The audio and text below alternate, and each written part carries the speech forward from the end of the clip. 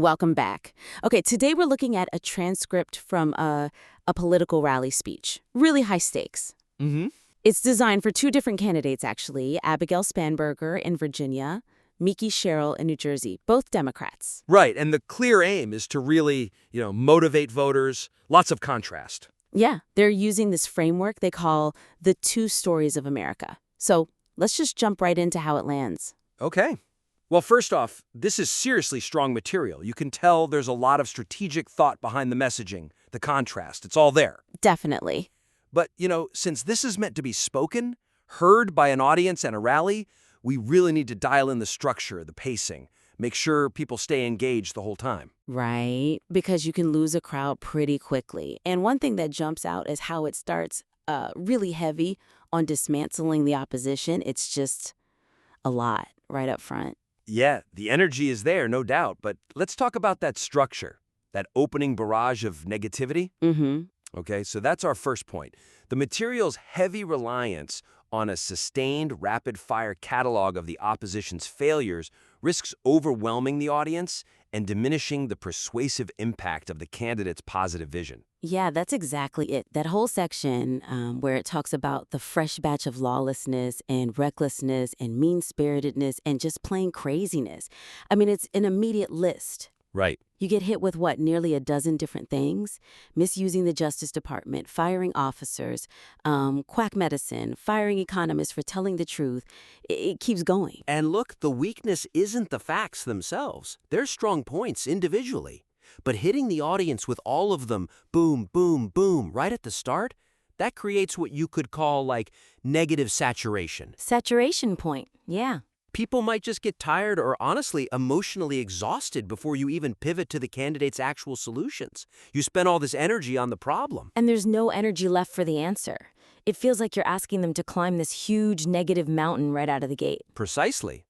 So, okay, how do you dial that back? How do you streamline it? Get that initial shock, maybe, but without losing the power of the critique itself? Well, the suggestion here is to condense that initial blast. Maybe pick the most impactful points, and then strategically weave the rest of the critiques in later. Weave them in how? Directly tie them into the discussion of your candidate's solutions. Create a problem-solution loop throughout the speech. Okay, I like that. Moving away from just a list of bad things and building a clearer bridge to Spanberger or Sherrill. So, give me an example. How could that actually work in the first few minutes? Okay, concrete example. Instead of listing, 10 negative things right away, maybe group the opening critiques. Pick, say, 3 or 4 big themes. Themes like? Threats to constitutional norms. Maybe just use the Justice Department example there. And, say, economic self-dealing, perhaps mentioning the crypto stuff enriching the family. Use those really visceral ones to set the initial tone, the values conflict. Okay, hit hard but focused. And then the other points? The more policy-specific stuff? Exactly. Save those details. Things like the shambolic tariff policy, or the fact that entry-level federal hiring is down 16%. You bring those up right before you introduce the candidate's plan to fix it. I see. So you'd say, federal hiring is down, hurting our ability to function. Then pivot to, and that's why Abigail has a plan to rebuild our workforce. Or, tariffs are hurting families. Then Mikie has a plan to lower costs. It shows why the solution is needed, right in that moment. Right. It connects the problem directly to this candidate standing there. It makes them seem instantly more competent, like they have the answer right now. Yeah. Rather than the audience just swimming in this sea of negativity and wondering, okay, so what now? Okay, that makes a lot of sense structurally. And speaking of structure and impact, let's talk about the core message. You mentioned this powerful philosophical idea in the speech. The two stories of America. Yes, the distinction between the caste system story and the common creed story. I mean, that is just a profoundly powerful way to frame the whole political choice. Really strong. It's brilliant rhetoric, honestly. Sophisticated. But, and this is the key issue, its placement way at the end really limits its power. It doesn't get to do the work it could do. So our second point is, the material contains a profoundly powerful philosophical framework. The distinction between America's caste system story and its common creed story but its late placement minimizes its potential to unify the entire critique. Exactly.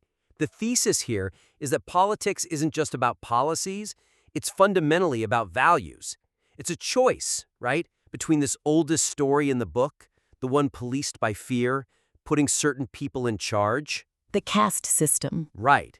Versus the nation's true revolutionary spirit, where we're defined by a common creed, not by birth or station. But yeah, you're right. It comes in almost as a concluding thought, a wrap-up. And the weakness there is that by treating this core values argument as just the ending, all the policy stuff that came before, the candidate introductions, the critiques, they lack that immediate moral architecture. It makes the choice feel more transactional, like just about policies A, B, and C. Exactly. Instead of making it feel essential. We end up talking about healthcare or taxes as, line items, instead of these fundamental choices about who we are as a country. Okay, but here's a thought. If you move that big philosophical frame too early, do you risk sounding, too academic, before people are really warmed up with the concrete stuff? That's a fair point. It's a balancing act. So the suggestion isn't just to dump it at the start, but to introduce that core values conflict much earlier. Like right after the initial warm-up, the voting info, that sort of thing. So it becomes the lens? Yes. Let that foundational choice, caste system versus common creed, be the primary lens for everything that follows. Introduce the philosophy, but immediately tie it to the real-world stakes. Make the why clear from the get-go. Okay, concrete examples again. How do you weave that in early without it feeling heavy? Well, after you do the logistics, you could transition by asking something like, so what's really at stake here? What are our core convictions? And then say, look, this election isn't just about two different lists of policies. It's about two competing stories of America. Introduce the two stories idea right there as the context. Okay. Then, later, when you do talk about the opponent's specific actions, maybe they supported bills cutting school funding, or they're morally opposed to protecting reproductive rights, you frame those actions explicitly as examples of the caste system story in action, right here in Virginia, or right here in New Jersey. So you connect the local policy fight directly to that big moral framework. You got it. It gives the whole speech this immediate, deep moral weight. It's not just a fancy ending anymore. It's the engine driving the whole narrative. Every policy difference becomes a values difference.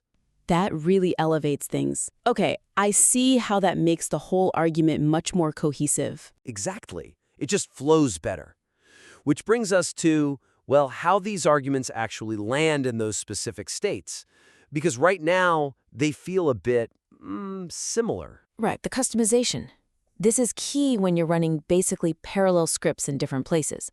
Okay, so the next point is, although the material is intended for specific state audiences, Virginia and New Jersey, the high degree of replication in the national critique weakens the sense that the speech is genuinely tailored to the specific political fight of that candidate. Yeah, and the weakness is pretty clear when you look at them side by side. A lot of the core negative message, the stuff about Republicans wanting to pave over the Rose Garden or gold plate the Oval Office or putting on a big show of deporting people and targeting transgender folks, it's basically identical in both transcripts, word for word sometimes. And that kind of generic attack, it just dilutes the power of the really specific local points, doesn't it? Like in Virginia, you have the opponent dismissing federal job cuts as not a huge thing. That's powerful. Super powerful, especially there. Or in New Jersey, the opponent ran 3 times already and got this 100% MAGA grade. Those are local gems, but they get kind of buried under the national boilerplate stuff. That's exactly the weakness. You've got this local gold, these specific quotes and facts that really hit home, but they feel like afterthoughts almost, instead of the main event. So the suggestion is pretty straightforward. Amplify that unique, state-specific political drama.